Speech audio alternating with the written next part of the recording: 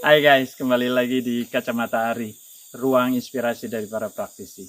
Gua di hutan Merasa di Kalimantan Timur, Berau. Sumpah keren banget. Dan ini di kawasan yang dikelola oleh bersama masyarakat dengan teman-teman NGO.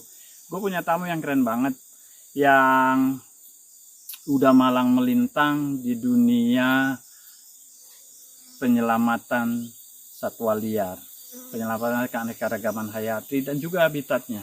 Dan sekarang aku di sini di PPS yang dia kembangkan dengan kemauan sendiri. Bang Linus, Oke, thank you siap. banget. Ceritain dong buat rekan-rekan gue, sobat mata kacamata hari ini. Kita nih praktisi ekowisata, yang banyak juga teman-teman yang bergerak di konservasi, kemudian pakai tools ekowisata. Ya. Dan gue lihat di sini potensi lo gede banget buat ekowisata. Tapi lo nyampe di sini gimana ceritanya? Dulu setahu gue lo orang hutan. Ya, jadi panjang ceritanya dulu kita kebanyakan nyelamatin orang hutan ya. Beberapa tahun lalu, pada akhirnya saya berpikir bahwa ini ada orang hutan, tapi kok di sampingnya ada owa, ada terenggiling, ada satwa lainnya.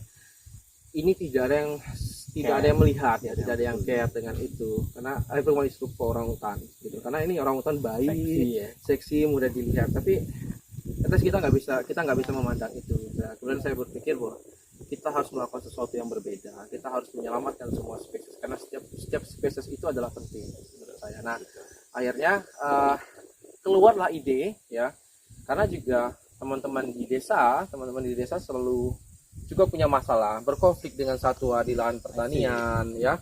Kemudian juga Itu di Indonesia nggak kecil tuh. enggak kecil besar. Dan muncullah ide-ide misalnya di Kampung Merasa ya, mereka menemukan satwa di lokasi perkebunan mereka karena ada konflik dengan antara lahan yang ada di kampung, kemudian menimbulkan satwa ini harus terdesak, kemudian dipelihara oleh masyarakat.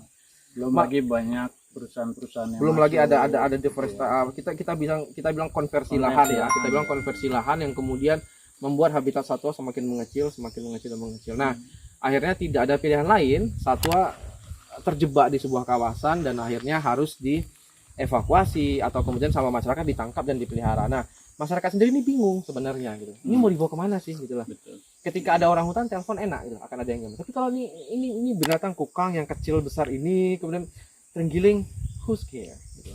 Ya, pada akhirnya teman-teman kita di kampung juga setuju bahwa bagaimana sih cara kita melakukan ini. Nah, akhirnya kita kerjasama dengan masyarakat, The piece of land, hutan dan segala macam. Kita berpikir sudah, kalau gitu kita mendirikan pusat penyelamatan satwa.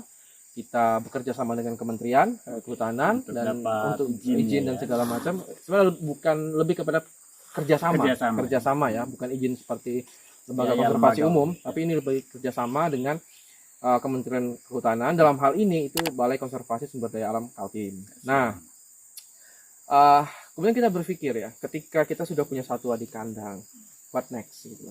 Ini nggak mungkin tinggal di kandang selamanya. Betul, kita harus rilis. Nah, ketika kita berpikir ini harus rilis, berarti kita harus ada tempat yang baik untuk merilis ini.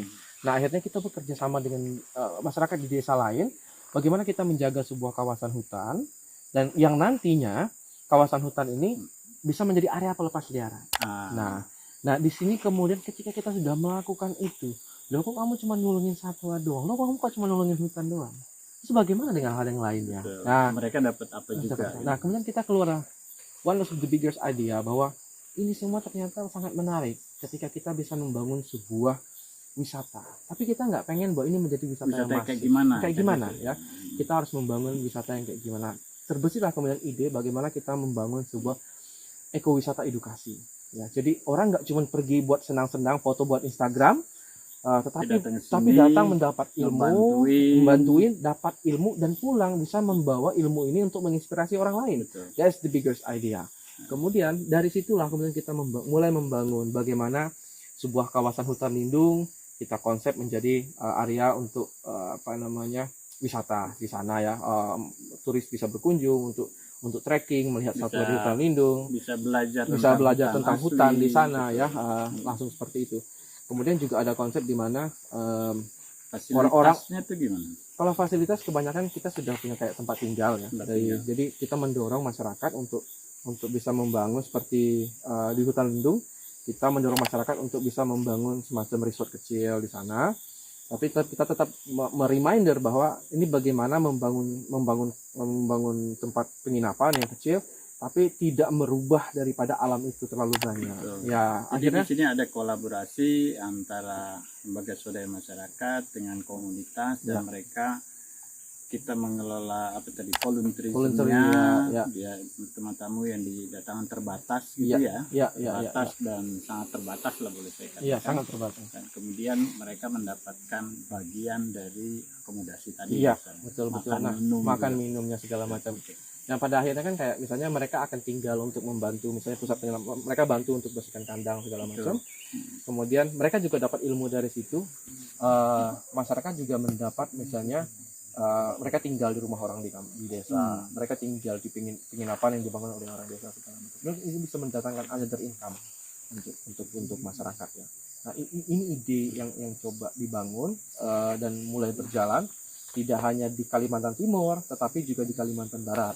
Kita mulai bekerja. Ada juga kegiatan. Ada kegiatan di Kalimantan menarik. Barat. Kita melihat bahwa ini baik adanya, sehingga kita mencoba untuk mengeksplor hal yang lebih banyak, yang lebih berkembang dan segala macam. Dan pada akhirnya kita juga melihat bahwa masalah terbesarnya sebenarnya merescue binatang itu adalah hal yang mudah.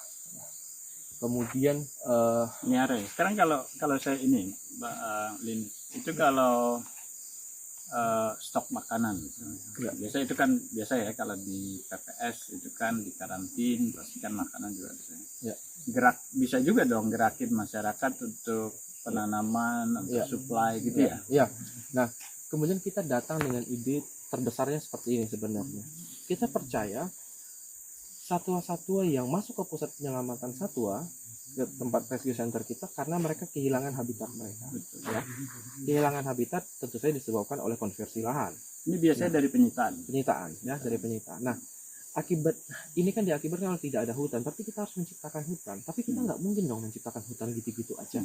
Misalnya kita tanam meranti, bengkila terus menjadi hutan. Then what? Siapa sih yang pengen menjaga hutan tanpa ada apa-apa gitu? Nah, akhirnya kita punya ide bagaimana kita menanam begitu banyak pohon, tapi jenis pohonnya kita rubah. Kita injeksi jenis pohon buah. Ada yang punya nilai ekonomis. Sehingga masyarakat punya nilai ekonomi di dalam hutan itu. Satwa punya nilai ekologi. Betul. Di dalam hutan itu. Dua-duanya bisa didapat. Dua-duanya mendapatkan. Akhirnya ketemulah win-win solution. Berapa lahan luas yang sekarang lagi di? Kalau sekarang yang target kita tahu ini 200. Wow, Ya. 200 hektar bersama. At least untuk seluruh proyek kita sudah mendekati angka hampir 800 hektar yang sudah kita restorasi. Dan konsep ini tidak kita lakukan sendiri, tetapi bagaimana kita bergandeng dengan masyarakat. Kita menyebutnya community restorasi. Nah, kita konsepnya lebih seperti itu. Ya. Keren teman-teman. Tetap aja dari konservasi, kalau Anda menjaga aset untuk pariwisata, kita akan mendapatkan alternatif income dengan mendatangkan teman-teman tamu ke sini, tapi tamu special interest, volunteerism, education, dan saya kira itu akan bermanfaat both ya buat masyarakat maupun juga wisatawan. Ini long term. Ini there's nothing to say we will stop. We never know when we stop. Okay, we never know. So ini long term, pasti aja long term. Karena itu kita butuh support lebih banyak. Jadi saya berharap lebih banyak orang datang ke sini merasa ini bukan hanya tentang wisata, tetapi ini tentang bagaimana kita melanjutkan misi yang baik ini. Ini tidak tentang kamu bersenang-senang pergi wisata saja. Kamu bersenang-senang pergi wisata, masyarakat mendapatkan sesuatu dari situ, kamu mendapatkan ilmu, masyarakat mendapatkan pengalaman. So this is about all the things. This is about the forest people and this is about wildlife. Right. So these three angles. Save the planet. Ya. Thank you Bang Linus, keren banget. Teman-teman jangan lupa visit Merasa. Di sini bukan cuman hutan, di sini ada kars yang keren banget, gua-gua dengan masih tradisional kuburan tradisional Ya. masyarakat Dayak di sini, dan juga yang nggak lupa di Merasa, Kampung Merasa sudah ngasilin coklat. Dan coklatnya kemarin dijualnya, di launchingnya di Grand Indonesia minggu lalu. So visit Merasa, temui orang yang tepat, bisa kontak Bang Linus di sini. Tapi sekali lagi banyak cukup syarat untuk Anda ke sini karena ini memang special interest. Thank you. Thanks, Oke. Bang.